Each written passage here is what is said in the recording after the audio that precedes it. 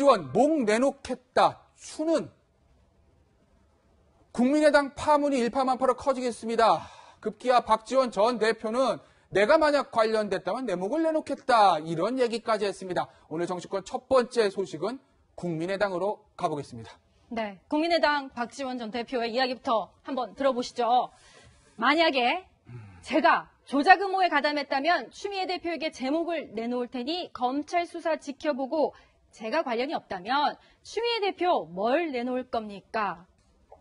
간단하게 정리해 주시죠. 도대체 어떤 의미에서 이런 이야기를 올려놓은 걸까요? 뭐 박지원 전 대표도 그렇고 지금 현재 박주선 그 비상대책위원장 말도 그렇고 이 문제에 대해서 사실상 국민들에게 먼저 진솔한 진상규명과 책임 문제에 대한 것을 하기 이전에 네. 동시에 민주당의 탓을 하고 있는 모습을 보이고 있습니다. 아마 박지원 전 대표는 이것 전에도 문준용 특검을 동시에 하자라고 얘기했다가 당내에서조차 비판이 일고 여론이 좋지 않자 그 얘기는 국민의당의 공식적인 당론으로는 채택되지 않았는데도 않았습니다. 그래서 아마 저 모습도 결백을 주장하는 건 좋으나 당이 조직적으로 개입하지 않았다는 것을 강조하는 건 좋으나 자칫 잘못하면 이런 조작 사건에 대해서 또다시 그 정부 여당이라던가 이런 그 다른 경쟁 정당의 정치적 공세를 탓하는 것으로 비칠 우려가 있기 때문에 저것보다는 먼저 진상규명에 철저하게 나서는 모습 그리고 반성과 새로운 모습을 보이는 연휴에 저런 정치적 공방이 있으면 좋았을 텐데 선호가 좀 바뀐 것은 아닌가 하는 생각이 들어서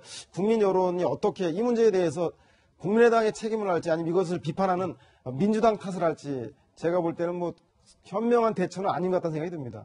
저희 박지원 전 대표의 이 말과 비슷한 얘기를 오늘 아침 박주선 비대위원장이 나눴습니다. 한번 들어보시겠습니다. 민주당은 때를 기다렸다는 것이 국민의당 죽이기 작전에서 나서고 있습니다. 심지어 대선 당시 경쟁자였던 안철수 전 후보를 겨냥해서 여당 대표가 아무런 근거도 없이 책임을 또 입장을 강요하는 것은 사실상의 정치 보복 형태고 후퇴 정치의 전형이다 이렇게 평가를 합니다. 참기 힘든 모욕을 느낍니다. 인위적 정계 개편을 위해서 국민의당 파괴 공작을 계속하고 정치 보복 칼춤을 춘다면 사격생의 각오로 맞설 것임을 분명히 밝힙니다.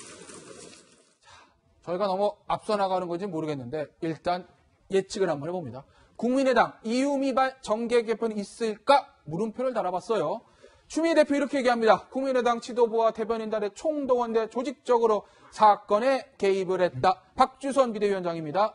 때를 기다렸다는 듯 청략적으로 국민의당 죽이기 작전이야. 그리고 방금 전에 보셨듯이 박지원 전 대표는 나까지 개입됐으면 내 목을 내놓겠다. 추미애 대표 당신은 뭘 내놓을래? 이런 얘기까지 했는데 결국 이 사건으로 인해서 국민의당발 정계 개편이 있을 가능성이 있다고 보시나요? 한호석 전 국장.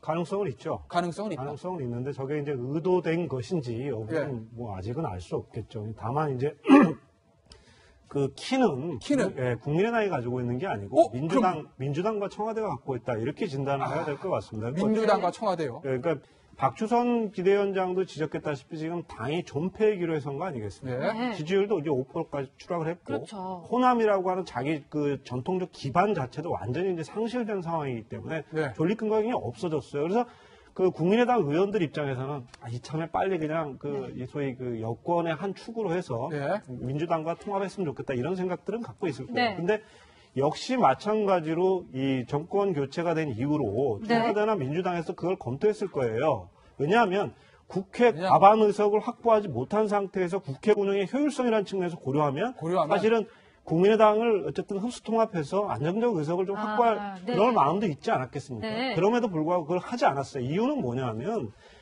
현재 상태로 내버려 두더라도 국민의당이 아마 굉장히 어려워질 거다. 재발로 기어 들어올 거다. 이런 판단들이 하나 있었을 거고요.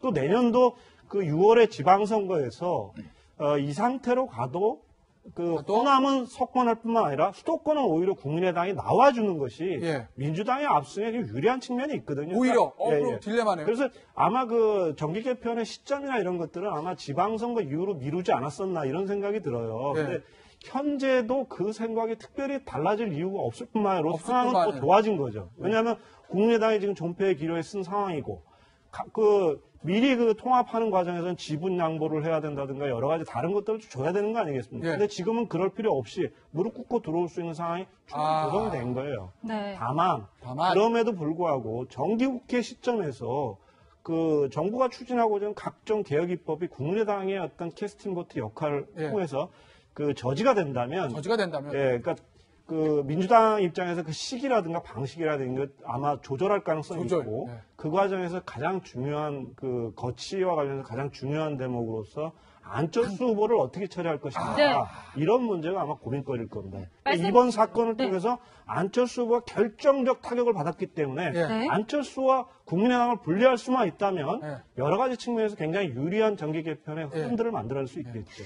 말씀하신 안철수 대표 지금 오늘 당내 조사를 받고 있지 않습니까? 보실 때 안 의원은 어떤 포지션, 어떤 스탠스를 취해야 된다고 보시는지, 그리고 내일 이제 줄줄이 소환 조사를 당하지 않습니까? 이게 거의 윗선을 어떻게 보면 겨냥하는 조사가 시작됐다. 그 시발점이라는 해석이 지금 나오고 있어요. 그러니까 지금 안철수 전 대표 집거가 뭐 꽤 오래 네. 계속되고 있죠. 그리고 지금 이유미 씨가 구속되기 전에 좀 문자를 보냈다는 거 아니겠습니까? 예. 안철수 전 대표한테 구원 협조를 요청하는 예. 그런 문자도 보냈다고 해서 사실 이제 안철수 전 대표가 어떤 정책 책임을 면할 수 없는 상황이라고 보여집니다. 네. 그러니까 그런 상황에서 이제 본인에게 남은 것은 사실 본인이 그렇게 내줄 게 별로 없어요. 내줄 게 없다. 왜냐하면 지금 그렇죠. 국회의원 뭐 직권이면 다 내놨고 네. 이제 어떤 면에서 보면 뭐 정계 은퇴 아니면 사실 네. 이제 본인이 내놓을 수 있는 정책 카드가 별로 없다는 게 사실 안철수 대표의 가장 큰 고민이겠죠. 예. 그렇죠. 그리고 또 하나는 이제 당이 지금 굉장히 흔들리고 있다는 거죠. 네. 왜냐하면 이런 상황에서 본인이 내세웠던 새 정치라는 게 사실 이제 거의 먹칠을 당했지 않습니까? 예. 네. 본인이 어떤 새 정치를 내걸고 정치를 시작했는데 이런 정말 구태 정치의 가장 구태다운 행동을 했기 네. 때문에 결국 앞으로 그럼 국민들 앞에 무슨 뭐 명목으로 정치를 재개할 것인지 네. 뭐 그런 고민들 때문에 지금까지는 못 나선 걸 봅니다. 네. 일단 아마 안철수 대표 입장에서 본다면 좀 시간을 좀 벌어야 되겠죠. 네. 아무래도 이제 지금 조사라든지 또 검찰 조사 결과라든지 이거 자체가 이제 이유미 씨의 단독 범행으로 되어주기를 바라는 거예요. 네. 혹시나 이게 만약에 본인의 측근들까지로 된다라면 안철수 전 대표의 선택 여지는 저는 거의 없다라고 봅니다. 거의 없다. 그럼 거의 뭐 제가 볼 때는 아마 뭐 정말 이선 후퇴를 하든지 이선 뭐 후퇴나? 정계 은퇴 문제에 대해서 본인이 심각하게 고민하든지 네. 아마 그런 결단을 내릴 때까지로 갈 텐데 예. 만약 이유미 씨 단독 범죄로 한다라면 나름대로 그래도 조금 재기를 위한 어떤 그런 모색들은 조금 있으리라고 보여집니다.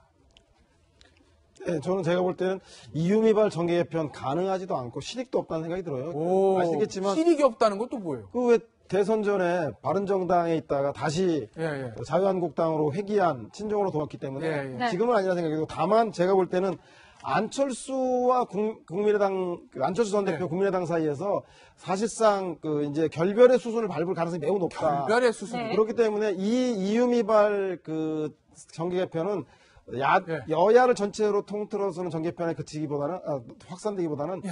국민의당 내에서의 안철수계와 그리고 호남 중진계 간의 결별의 수순으로 가는 가능성이 오히려 훨씬 더 높지 않나 생각이 듭니다. 그러니까 저는 이제 네, 말씀하세요. 서영호 소장께서 이제 보시는 것도 일면 타당하지만 네. 반대 의견. 약간 그 이제 희망이 좀 섞여 있는 것 네. 같고요. 그러니까 어떻게 보면 이번 그 이유미 사건으로 인해서 안철수 전 대선 후보가 치명적인 그 치명상을 입게 되면 예. 네. 국민의당은 존립 기반이 사실상 없어지는 거거든요. 예. 왜냐하면 정당이 존립하는 이유는 다음에 수권을 할 수 있다. 미래에 대한 어떤 가능성과 희망 아닙니까? 네. 그런데 지금 국민의당 내에서 다음 차기 대선을 뛸 수 있는 유력한 주자가 어떻게 보면 안철수 전 대선 후보인데 그렇죠. 이번 이유미 사건의 어떤 특히 이것은 정치인으로서는 절대 그 관여돼서는 안 되는 이 거짓말 논란에 지금 휩싸여 있는 거거든요. 예. 물론 당내 진상조사라든지 검찰 조사를 통해서 안 전 대표의 어떤 무관함이 밝혀질 수도 있지만 지금까지 드러난 것만으로 보면 이 정치적인 도의적인 책임에서 자유롭지 않기 때문에 국민의당이 어떻게 보면 안철수 전 대표를 앞세워서 재기를 모색하기 상당히 좀 어려운 구도다. 네. 이런 점 때문에 어떤 정치적인 득실로 보면은 그 국민의당과 안전 후보가 코너에 몰려 있는 것은 사실이지만 예. 만약에 이 검찰 조사에서도 무관함이 밝혀지게 되면 오히려 안전 후보는 그 코너에 몰렸다가 다시 재기할 수 있는 명분을 얻을 수도 재기 있거든요. 명분이요? 네. 그러니까 이런 점을 보면 아마 좀 더 시간을 가지고 좀 지켜봐야 되지 않을까 하는 생각이 듭니다. 이제 중장기적으로 분석을 해주셨는데요. 한국장님 저는 이게 궁금합니다. 이제 워싱턴이나 이런 정가에서 어떤 스캔들이 나거나 어떤 데미지가 나면 가장 먼저 불분율은 가장 신속하게 대응책에 나서라. 가장 신속하게 반격에 나서라거든요. 그런데 안철수 대표의 저는 이제 소위 말하는 머릿속을 우리가 한번 생각해 본다면 지금 침묵이 길어지고 있어요. 이건 무슨 의미일까요? 본인이 어떻게 보면 포기했다. 내지는 여기에 대한 대안을 아직까지 갖고 있지 못하다. 반격의 무기가 없다라고도 볼 수 있는 걸까요? 그러니까 늑장 대응이 현재 문제인 건데, 네. 그러니까 이게 지난번에도 이제 동일한 사건, 비슷한 유형의 일이 있었죠. 그렇죠. 작년 6월에 있었던 홍보비 리베이트 사건에 늑장 대응하고 미온적 대처를 함으로 인해서 사실 당시에 지지율 1위에 올랐던 23%로 지지율 1위였고 네. 문재인 후보가 17%로 상당히 격차가 있었거든요. 예. 그러니까 예. 그때 사실은 안철수 후보가 대권 주자로서 가장 이 주가가 높을 때고 사실 기회가 있었는데 그 늑장 대응으로 인해 사실 기회를 첫 번째 놓친 거예요. 그러니까 네. 이번에도 약간 비슷한 경우인데 이번의 경우는 아마 이런 문제일 것 같아요.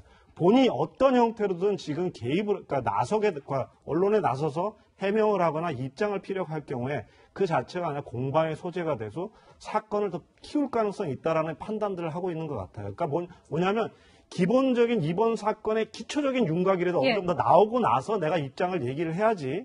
그렇지 않은 상태에서 그냥 두리뭉술하게 사과를 하고 예. 잘못했다고 얘기하고 거듭나겠다 얘기한다면 도대체 뭘 잘못했고 어디까지 개입했고 사건을 보고받은 건 언제고 네. 뭐 등등의 여러 가지 어떤 질문들이 끊이지 않게 되고 네. 공방의 랠리가 이어지면서 안철수 후보한테 데미지가 오히려 더 클 수 클 수 있다는 걸 있다. 아마 고려할 거예요. 예, 알겠습니다. 국민의당발 정계 개편 있든 없든 그게 중요한 건 아닙니다. 정말 중요한 건 왜 대선 과정에서 이런 일이 일어나는지 사건의 진실을 밝히는 겁니다. 국민의당의 철저한 조사 그리고 검찰의 철저한 수사가 필요한 때입니다. 다음 주제 보시겠습니다.